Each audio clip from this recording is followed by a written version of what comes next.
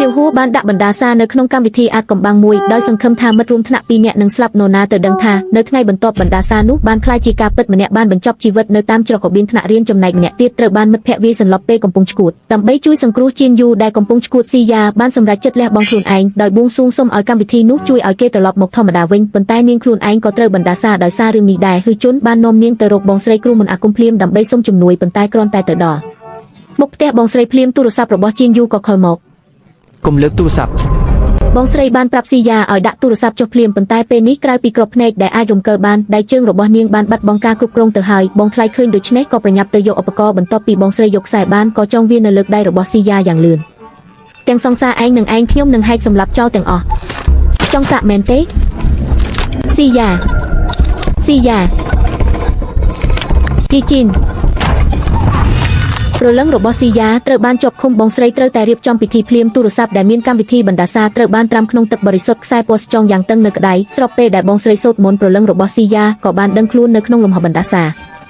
ពេលនោះបងស្រីបានលេចមកហើយប្រាប់នាងថាបន្ទាប់មកគ្រាន់តែដើរតាមនាងឆ្លងកាត់ទ្វារ3ប្រលឹងនឹងអាចត្រឡប់ចូលខ្លួនវិញបានទ្វារមួយត្រូវនឹងធូបមួយសរសៃបងថ្លៃអុចធូបមួយទ្វារមួយក៏លេចឡើងប៉ុន្តែគ្រាន់តែធូបទី1ត្រូវបានអុចភ្លាមស្រាប់តែមានខ្យល់បក់បោកយ៉ាងខ្លាំងបងថ្លៃក៏យកវត្ថុស័ក្តិសិទ្ធិចេញមកហើយគូរង្វង់ការពារជុំវិញអាសនៈបងស្រីបានផ្ដាំហើយផ្ដាំទៀតថាពេលឈានជើងចូលទ្វារហើយដាច់ខាតគុំងាកក្រោយនៅក្នុងលំហបណ្ដាសាឲ្យតែស៊ីយ៉ាសម្លឹងមើលបងស្រីនោះរបស់នោះក៏នឹងឃើញបងស្រីដែរហើយទ្វារក៏នឹងរលាយបាត់ទៅតាមនោះដែរដូច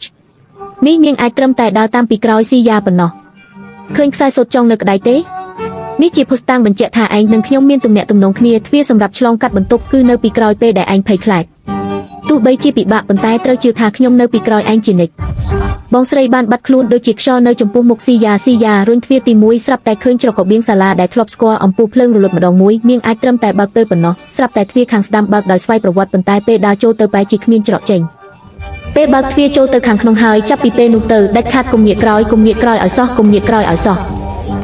ស៊ីយ៉ាបានដើរថយក្រោយត្រឡប់មកច្រករបៀងវិញប៉ុន្តែក៏បុកចំហេងស៊ូដែលស្លាប់បាត់ទៅហើយនាងភ័យរន្ធត់យ៉ាងខ្លាំងក៏ប្រញាប់រត់ទៅមុខប៉ុន្តែអ្វីដែលនាងនឹកស្មានមិនដល់នោះគឺនាងបានឃើញទិដ្ឋភាពពេលដែលហេងស៊ូស្លាប់កាលពីម្សិលមិញហេងស៊ូងាកក្បាលមកហើយស្ទុះមករកស៊ីយ៉ាយ៉ាងលឿនប៉ុន្តែគ្រាន់តែងាកក្បាលភ្លាមក៏លេចមកនៅខាងមុខវិញគេយំសុំឲ្យស៊ីយ៉ាជួយ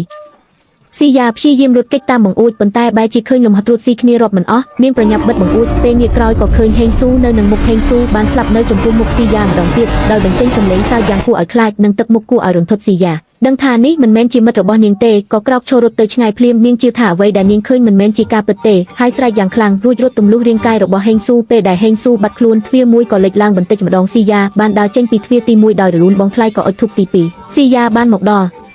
កន្លែងគ្រោះថ្នាក់ចរាចរណ៍នោះគឺជាពេលដែលឪពុកម្ដាយរបស់នាងស្លាប់យ៉ាងអាណោចអាធំព្រលឹងខ្មោចព្យាយាមប្រាំនូវសេចក្ដីណាគ្រួសារដើម្បីឃុំនាងនៅទីនេះជារៀងរហូតចំណែកទ្វារទី2នៅមិនឆ្ងាយទេឲ្យតែនាងបោះបង់ឪពុកម្ដាយចោលនាងនឹងអាចដើរចូលទៅបានយ៉ាងងាយស្រួលគ្មានពេលទេសូមអង្វរត្រូវតែទៅរកទ្វារបងស្រីទាញខ្សែពណ៌ស្នៅក្តៅស៊ីយ៉ាយ៉ាងខ្លាំងដើម្បីដាស់ស្មារតីនាងក្នុងចិត្តរបស់ស៊ីយ៉ាមានការតស៊ូយ៉ាងខ្លាំងនាងចង់ឃើញមុខឪពុកម្ដាយម្ដងទៀតខ្លាំងណាស់ប៉ុន្តែក៏ដឹងច្បាស់ថាបើលងនឹងរឿងនេះមិត្តភក្តិក្នុងជីវិតពិតនឹងត្រូវស្លាប់ម្ដងម្នាក់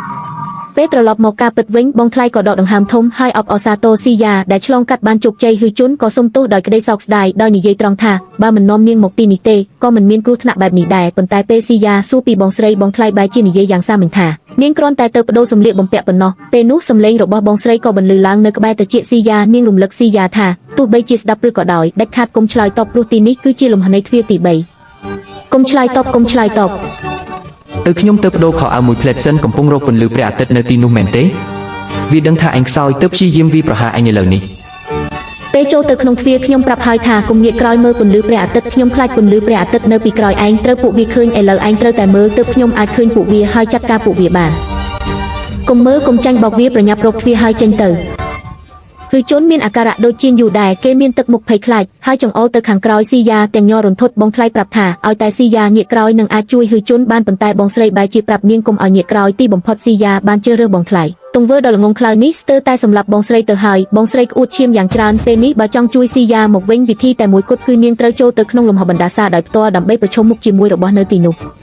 បងថ្លៃត្រូវអុជធូបទី3ម្ដងទៀតប៉ុន្តែលើកនេះមានពេលតែ3នាទីប៉ុណ្ណោះបើ3នាទីមិនត្រឡប់មកវិញទេអ្នកទាំងពីរនឹងស្លាប់ព្រលឹងរបស់ស៊ីយ៉ាត្រូវបានទាញចូលទៅក្នុងលំហដងងឹតសូនអសងខ្សែនៅក្តាយបានប្រែពីពណ៌ស្ទើរជាពណ៌ក្រហមនាងដើរទៅមុខបន្តិចម្ដងប៉ុន្តែ1វិនាទីបន្ទាប់មនុស្សដែលត្រូវគេចង់រាប់មិនអស់បានធ្លាក់ពីលើមុខហើយនាងក៏ចាប់ផ្ដើមហូរឈាមតាមទ្វារទាំង7ចំណែកនៅខាងមុខបង្អស់មានខ្មោចស្រីម្នាក់ឈរយ៉ាងគួរឲ្យខ្លាចទូរស័ព្ទក៏នៅទីនោះដែរពេលដែលស៊ីយ៉ាជិតស្លាប់ស្រាប់តែមានព្រួញមួយបាញ់ទម្លុះខ្យល់មកផ្ដាច់ខ្សែពណ៌ក្រហមនៅក្តាយនាងយ៉ាងច្បាស់ត្រូវចេញទៅក្រៅក្នុងរយៈពេល3នាទីស៊ីយ៉ា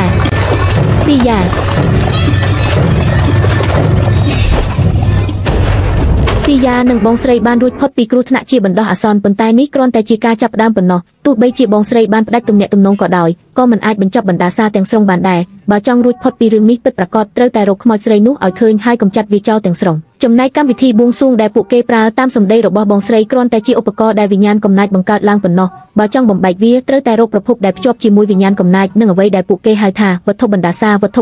គឺជាវត្ថុដែលផ្ទុកថាមពលបណ្ដាសាខ្សែពណ៌ក្រហមដែលភ្ជាប់នឹងក្តីឯងចាំទេតែឯងឃើញនៅទីនោះចាស់ស៊ីយ៉ាឯងត្រូវយកវាមកផ្ទះនេះតើចាំបាច់ត្រូវតែស៊ីយ៉ាជាអ្នកធ្វើមែនទេគ្មានជំរឿទេពេលនេះមានតែស៊ីយ៉ាទេដែលអាចចាប់ខ្សែនោះបានព្រោះមានតែស៊ីយ៉ាទេដែលភ្ជាប់ទាំងវិញ្ញាណកំណាចនិងខ្ញុំទាំងខាងនោះនិងខាងនេះយប់នោះមេឃធ្លាក់ភ្លៀងយ៉ាងខ្លាំងស្រាប់តែមានឈាមពីរដំណក់ស្រក់មកលើមុខស៊ីយ៉ាដែលកំពុងលង់លក់មិនទាន់ទាំងនាងដឹងខ្លួនផងឈាមជាច្រើនក៏ស្រក់ចុះមកដោយភ្លៀងរលឹមដល់រាងកាយរបស់ស៊ីយ៉ាមានរឿងអ្វីកើតឡើងតើវិញ្ញាណកំណាចដែលធ្វើជារោមកម្មពួកគេនោះជាអ្វីទៅ